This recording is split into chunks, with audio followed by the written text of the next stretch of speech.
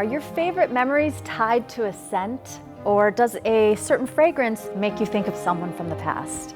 I am in the most magical place on earth, the Perfume Passage, where we will travel back in time.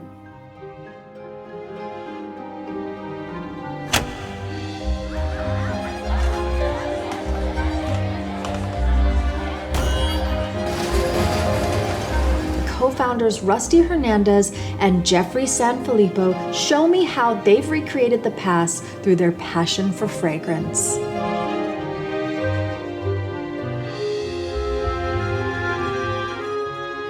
It's the late 1800s, La Belle Epoque, the beautiful era, and we're in Paris. So this is the passageway. The inspiration was we wanted to recreate what it was like shopping for perfume at the turn of the century. So 1880s, 1890s, we had passageways in London and Paris and Milan where they would connect the streets to protect the shoppers from rain and inclement weather.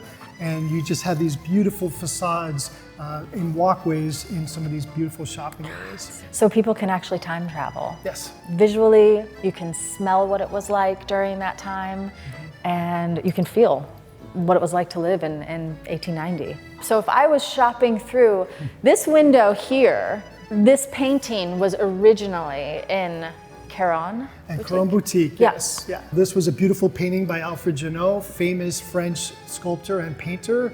And Caron wanted him to recreate the flowers that are used in their perfumes. Here was in one of the boutiques as well. It was used to promote the Bain de Champagne fragrance. And I love too that you tell the story by the bathtub. The bathtub, yes, it's amazing. The history behind Bain de Champagne, the urban legend is that it was created for William Randolph Hearst. He used to bathe himself in real champagne. He thought this is really not right, it's sticky. So come up with a bath oil for me that I can use every day. And so they developed Bain de Champagne. That is fascinating. And this is actually the original bottle. It's shaped just like a champagne bottle, the one in the center. And it smells like champagne? And it smells a little bit like champagne. It's an unusual fragrance. We wanted to actually have some of the fragrances that were available during this time period. And so we have some scent sniffers.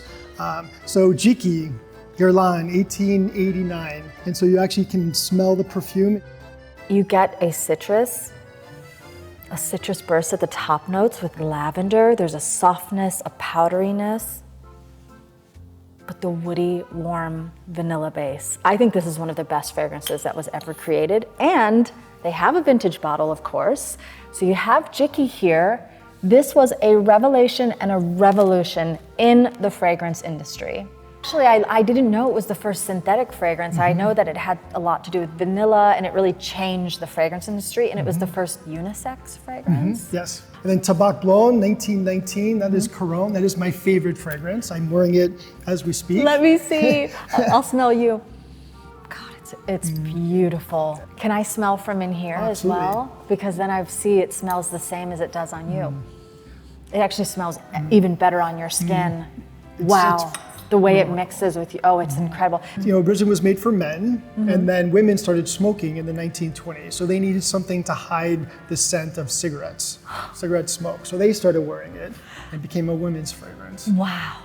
But that's something too, I think people don't think about is a lot of people were smoking back then. So even if you think of something like Chanel No. 5, imagine Coco Chanel smoking constantly, mixed with the synthetic, soapy sort of notes, Perfumers like Richard Hudnut, early American perfumer, realized the business aspect of not only having perfume, but having lipstick and powders and rouge that complement each other. So you're expanding your product line beyond just perfume. So extremely successful business marketing perspective. And not only Richard Hudnut, but Coty did that, Elizabeth Arden, Helena Rubinstein. It became part of their business model, is to expand so that the women had everything they needed for beauty.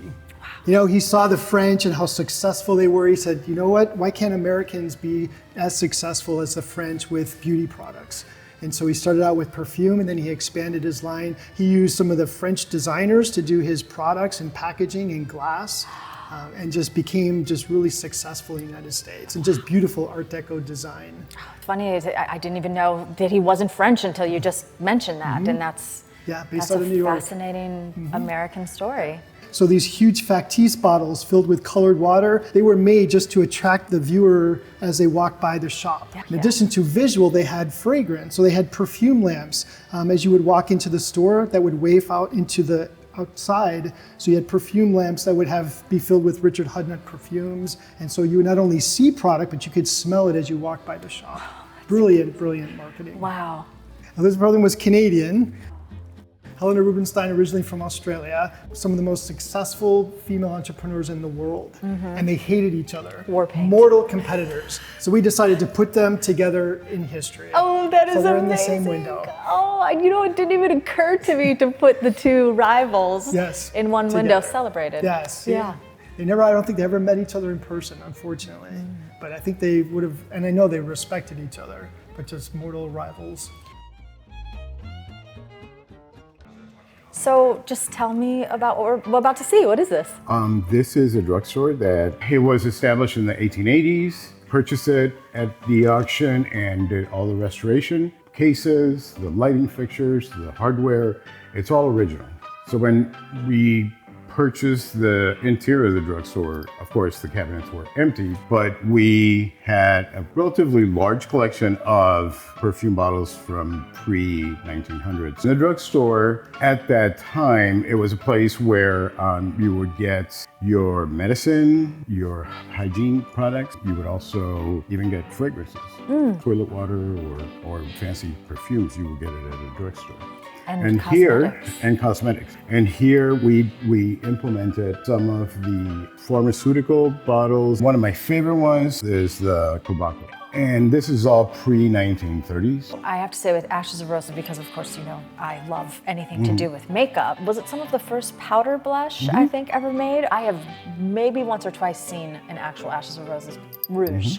I've never seen it. I mean, you guys have the entire collection. It's insane. Beautiful powder boxes. Love Bourjois. Okay, so we have a perfume table here, the perfume organ. Should we make one together? I have our perfume passage card, so we can actually pick our top note. And then on the back of the card, you have different areas, so you can put a drop of each of the ones that you will select in a different spot. The top note is one that evaporates and goes away relatively soon. Within the first half hour, it's gone. Top note is bergamot. We love bergamot. Citrus, brightness, zesty.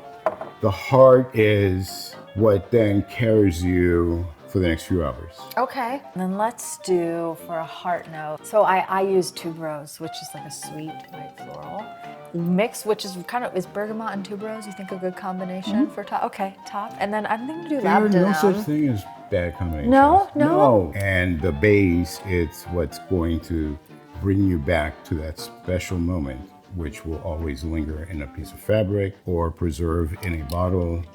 And that base note will last there for years. Labdanum. Do you want to smell my fragrance? Sure. I think it's pretty damn good, I gotta be honest with you. Nice. Wow, right? You want to smell Arthur? Cameraman, cinematographer. Pretty good. Yeah. It's too bad you can't smell it. But, Too bad, it's really good. No, that's it's really amazing. nice.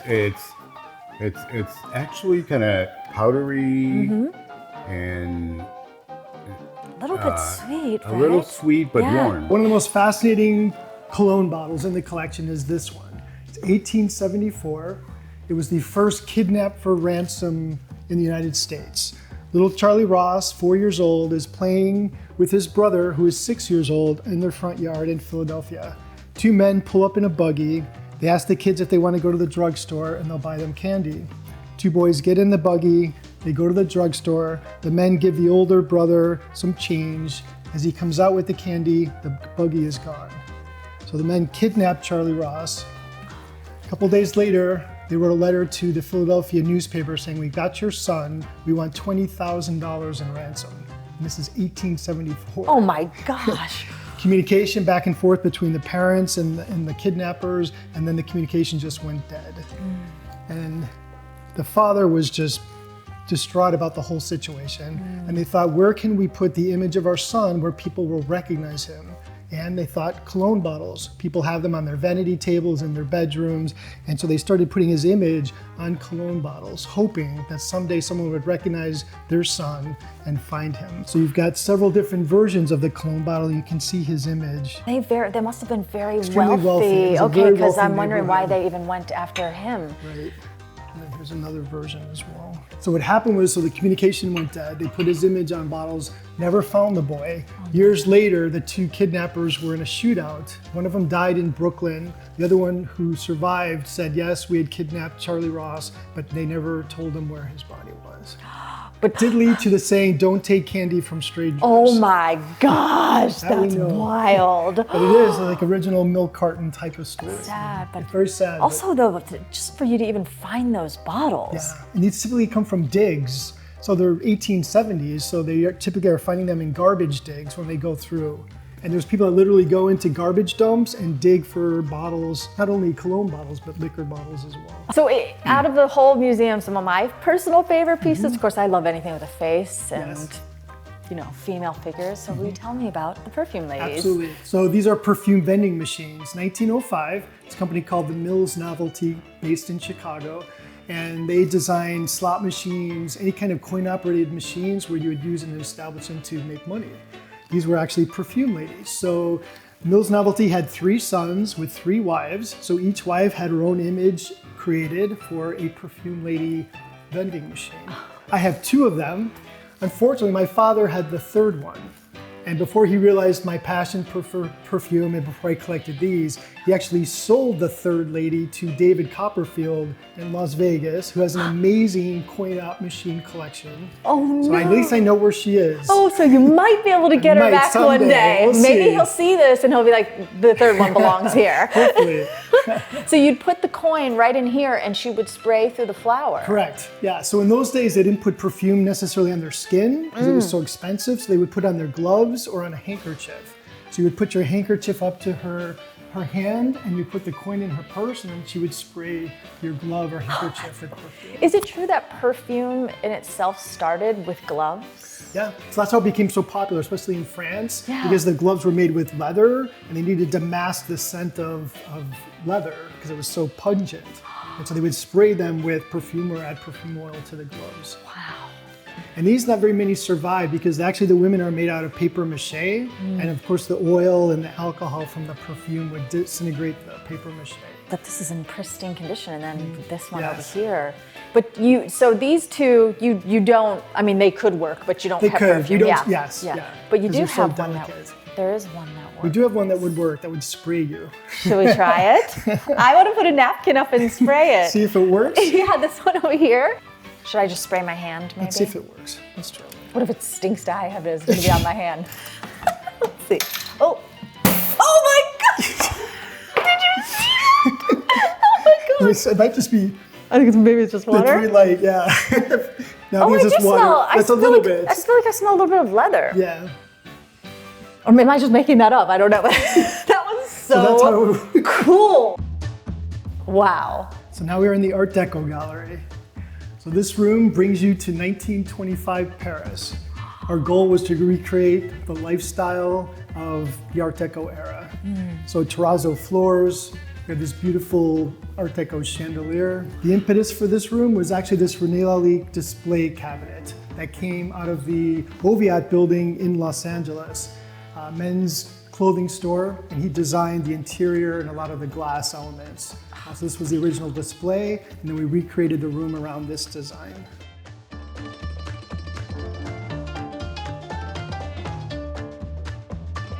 Okay, the check glass. Check glass, So beautiful. it's one of my, two of my favorite perfume bottles in the entire world happen to be the check bottles. So really between World War I and World War II, some of the best glass design was done in Czechoslovakia. And they just did amazing pieces, and they wanted to replicate what it would look like in jade or malachite or coral, yet it's all specifically glass. And a lot of filigree that was added to the bottles. And they became extremely popular in the United States because silent movie directors loved having check glass on a woman's vanity table in a movie because it reflected the light so well. So of course, when American women saw beautiful Czech perfume bottles in the movie, they had to have them themselves. So So huge imports of Czech glass to the United States took place between the two world wars. Stoppers with the nude Yeah, the bodies. new or daubers. the nude So think about it, this is a perfume bottle, so you would not see the dauber on the inside, and yet the artist created these beautiful nude figurines as part of the dauber when you would take it out of the bottle. Oh, it's just spectacular design. It's just elegant. This one with the bird is something that I saw a picture of it, I think, from either your website but it's just stuck in my mind ever since I saw it, and it's just amazing to see it in person. So the brown glass, just very difficult to find. Some of the beautiful things, if you think about it, are the women's vanity tables. They were so elaborate with not only perfume bottles, but powder boxes and brushes, places to put jewelry, and just spectacular how women's boudoir was such an amazing place for her to sit and organize her thoughts and her beautiful face and body. That's where we have our me time. I just love this color story, and it feels somewhat Egyptian to me. Yes. Was there a Yeah, vibe? so you had a lot of Egyptian theme as well. Obviously, after they discovered King Tut's tomb in 1922, Egyptmania became popular, and as well in Czech glass. So you've got a lot of Egyptian themed bottles here. So fashion and perfume have gone on since 1911. Paul Poiret was the first couture that really created a fragrance to complement his clothing. A lot of couture artists felt like our fashions go out of style within a year, 2 years. We need something to keep our brand essence alive. And perfume became that. Chanel number 5, 1920s. You had, then ever since then, almost every fashion designer has a fragrance. One of my favorite pieces in here is the doghouse. So 1956, Christian Dior made 50 sets for his best clients, and it came with the actual doghouse as the box. So very difficult to find them together. I actually found the dog at an auction in Uruguay, of all places. Wow. And then the doghouse actually came from a dealer in New York City. But the fact that you have the box with the top and the... Yeah, it's just spectacular. I just love that you're preserving history. I mean, even down to finding something as rare as like the box. A box. And putting them together. That's so important, by the way, for collectors, if you can find the box. Yes, absolutely. Should we do a little bit of Schiaparelli? One of my favorite brands today. So she was extraordinary, very avant-garde designer, and she used artists like Salvador Dali to create some of her presentations. One of my favorites here is the La Roi du Soleil. So it's a bottle that was launched after World War II, the Sun King. It came in this beautiful design Baccarat bottle with what looks like waves at the base, and then you've got the sun coming up. You can see the Dali-esque design with the seagulls on the face. Yes. And then it actually came in a clamshell box. That's the box That's behind the box it. in the back. Wow. And then Snuff, which is, I love men's cologne, so this was her version of a men's cologne. It came in a pipe, and the pipe came in a cigar box. That is so extremely cool. I've never seen that before. Yeah. So it's a pipe holder. I do. And that one I do smell. It's a tobacco-y scent. Really nice. Very nice, yeah. Wow, that's beautiful. Lalique, is that the most expensive bottle ever sold at auction? If you look at today's auctions, typically René Lalique bottles will go for some of the highest amounts. Okay. Just because they're still collectible today. And not only perfume bottle collectors, but Lalique glass collectors in general. Yes. So there's a lot of competition when René Lalique pieces come to market. Maybe we shouldn't be talking about him then, huh? We don't want anybody to know. No, it's so beautiful. Oh, Josephine Baker, you have the Baker Fix, and you have a jar. So I love that about the museum, about the Perfume Passage, is that you also bring vanity items into it, which we talked about Richard Hudnut. And here, one, you have the box. Oh my God, I've never seen the box in person. But also, these are all Art Deco designs. Yes. Yeah. Art Deco design, so the 1920s, 1930s. Another perfume out of this whole room for me.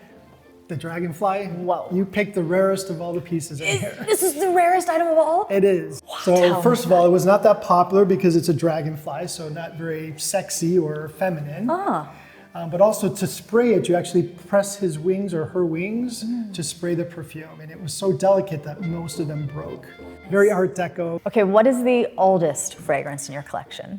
The oldest fragrance is in the vault. Oh. So let's go. Let's go to the vault. Welcome to the vault. This is where the treasures of the collection are stored. Idea here was perfume through history. We start with the ancient Egyptians, the Roman Empire, Greek Empire, Ottoman Empire, Asian Empire. And the oldest bottle in the collection is here, 2500 BCE. Bactrian, which is now Afghanistan today. It's a bronze unguentarium, which would hold perfume oil or scented oils. Has a bowl stopper. Also, oldest cosmetic piece is this one here, cosmetics tray, same era, 2500 BC, made of carved stone. This is a bowl on the top Yes. here? Oh, it's amazing. So that is the lid, the bowl, Yes, and then there so was the the stopper. fragrance? Okay. So it's very cylindrical. They didn't want the perfume oil to evaporate. This is the god of perfume. His name's Nefertum, bronze amulet. Amazing history. Now, I don't want to fast forward, but speaking of history, I heard you have Napoleon's perfume. We do. Should we go? Cologne flask, absolutely. So original passion was collecting cologne, men's cologne. And so Napoleon was famous for splashing himself with eau de cologne before he would go into battle. So this cologne flask is glass encased in leather, has Napoleon, his image on the front, and on the back is the Napoleonic crest. But you can imagine him splashing himself with eau de cologne. And there's stories about him, so it's documented. Yeah, actually, I don't know a lot about Napoleon, but I know about his love of perfume. Yeah. So this is Roman collection. So figures 0 AD to 1st, 2nd century. And what's amazing here is if you look at this container, it's still filled with myrrh, over 2,000 years old. If I lifted the case up, you could actually smell the myrrh. And was it liquid at some point? It's a resin, yeah. It was liquid, now you're starting to see it dry up. Wow. This bottle has been sealed for over 2,000 years, still has the liquid inside. So if I were to move the bottle, you could actually see the liquid. You can see the reflection actually on the top. Would you ever, you probably would never, but do you Tempting. want to open it and smell it? It is so tempting. This one you can smell, this one I'll keep it sealed. Can you imagine a 2,000-year-old fragrance? I have barely scratched the surface on the Perfume Passage. There is so much more to see. There's the Paul Perret, Egyptomania, the vinaigrettes, and of course the men's colognes, which started off the entire collection. But I should really save something because you may want to plan a visit on your own, and you can do so by going to www.perfumepassage.org, and you can find out how to visit the museum, see all of these wonderful things for yourself.